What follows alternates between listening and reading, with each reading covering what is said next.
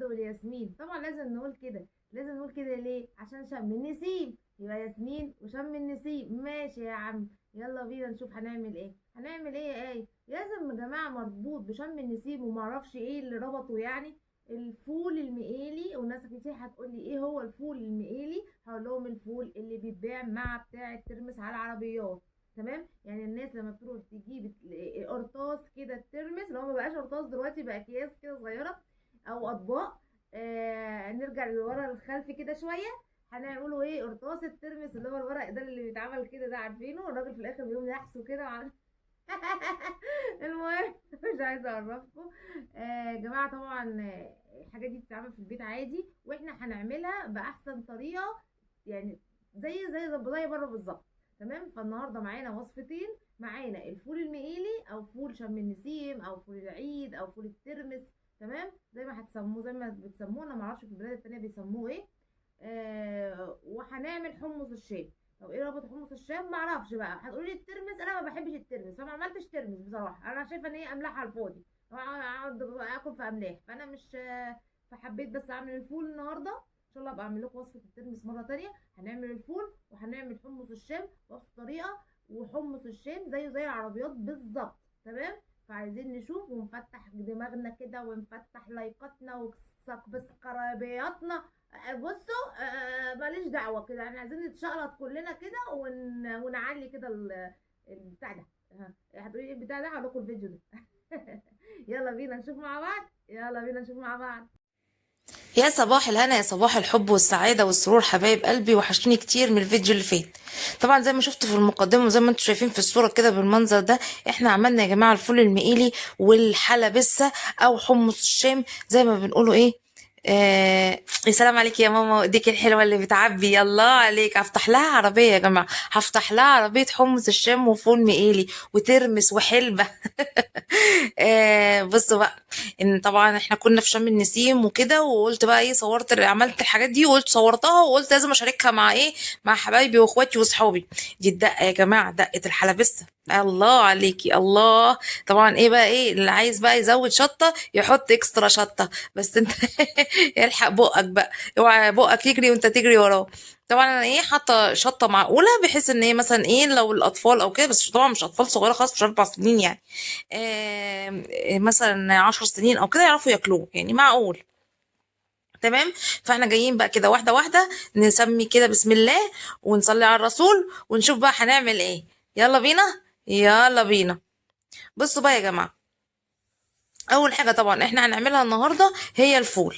خلاص، بصوا بقى، ما هو دلوقتي هتغرف الفول. تمام، الفول يا جماعه عشان في نقطه انا ما صورتهاش. الفول بعد ما غرفناه حطيت منه من الدقه اللي احنا عاملينها للحمص. يعني احنا عملنا الدقه دي بتنفع للحمص، ممكن كمان احط عليها للفول، ممكن احط عليها للترمس، بتبقى حلوه. يعني في ناس بتنقع فيها اصلا الترمس مده، بس بتبقى حاميه شويه، فاحنا ما بنحبهاش حاميه قوي، فعلشان كده ايه بنحطه ساعتها. يعني احنا بنغرف كده ونحط حبة الدقة بتاعتنا وعصرة الليمونة واضرب يا معلم، اضرب يا سيدي.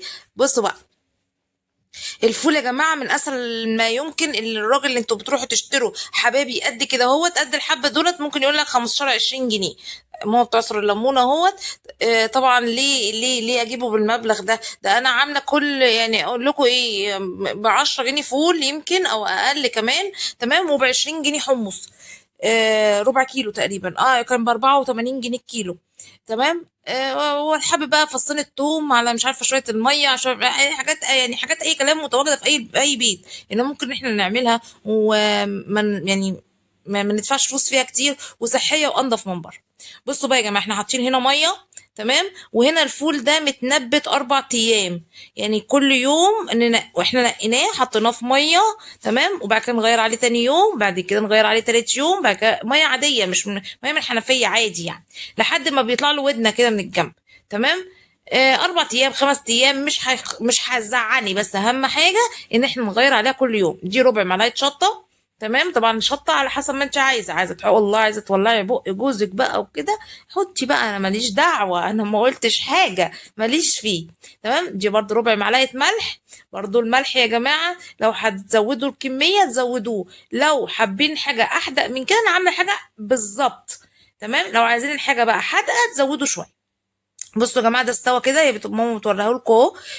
بصوا او طريات تمسكوها كده تلاقيها ايه تتفعص كده في ايديكم كده، خلاص هي كده استوت. تمام. اهم حاجه الفوله ما تبقاش بتقرش، يعني بتبقى جامده كده في الاكل، بتبقى فاهميني محصحصه بمعنى صح.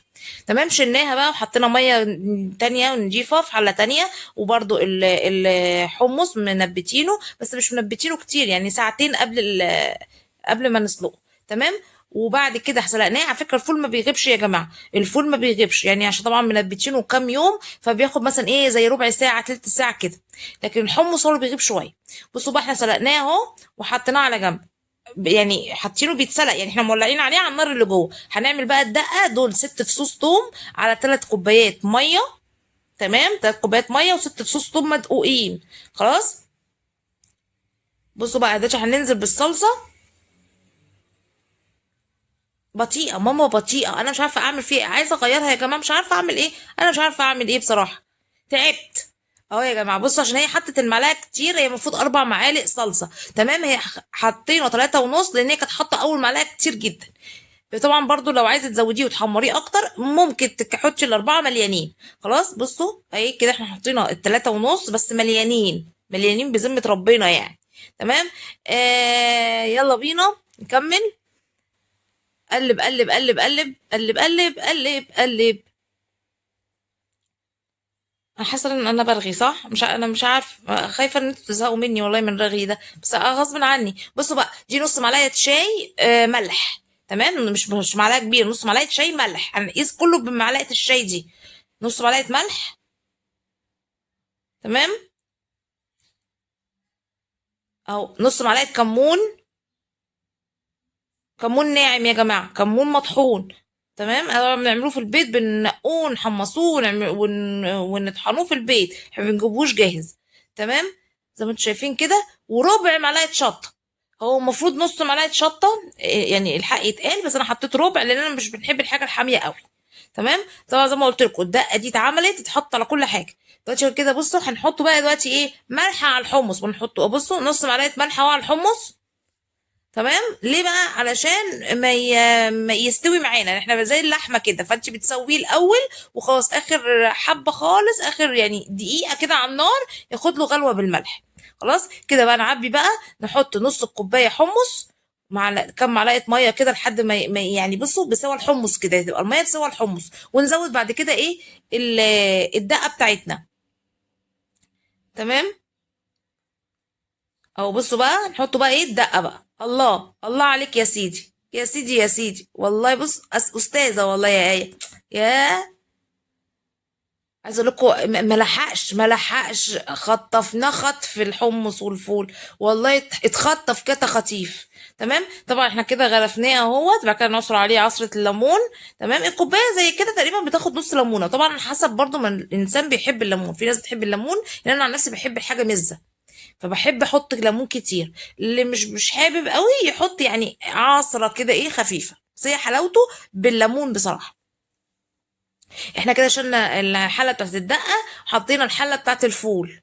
تمام كده. هنشيل بقى ايه، نجيب طبق ونغرف فيه ايه الفول، ونعصر عليه الليمون.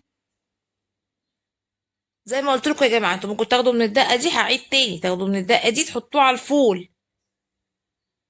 هو ده يا جماعة الفول بتاع العربيات، والله العظيم الموضوع كله ما خدش نص ساعة ولا ساعة زمن على النار، ما خدش. يعني ممكن تعملوا الحاجات دي في البيت احسن بكتير من ان انتوا تجيبوا الحاجة جاهزة، ولا عيالكم ياكلوا حاجة ملوثة، ولا كوباية مش نضيفة من الشارع. اعملوا الحاجة والله مش هتغيب معاكم فعلا، حرفيا بجد ما غابتش. تمام. مش عارفة هو انا علقت ليه كده على الحلة دي، مش عارفة. ده يا جماعة منظر الفول. ماما بتوصل عليه ليمونة اهو. وبرضه يا جماعه عايزه اقول لكم على حاجه، قبل ما تشيلوا الحاجه من على النار تدوقوا حدقها، لو حدقها ده رضيكوا خلاص، مش حاسين ان هو عدب شويه، حطوا شويه ملح. تمام. ودي الكوبايه بتاعتنا حطينا فيها المعلقه، ويا سلام بقى ايه كده كده تاكلوا كده تشربوا معاها المشروب بتاعها ده السائل ده. تمام. اهو حطينا ليمون هنا وحطينا ليمون هنا، انا ما رضيتش اكتر قدامكم عشان ما تقولوش ايه الليمون كتير، بس طبعا زي ما قلت لكم زي ما انتوا عايزين. اهو ده الفول يا جماعه، وده الحمص بتاعنا. وعايزه اقول لكم وامنكم امانه، لو عجبكم الفيديو ما تنسونيش في اللايك والكومنت والاشتراك. يلا اشوفكم بخير في فيديو جديد. باي.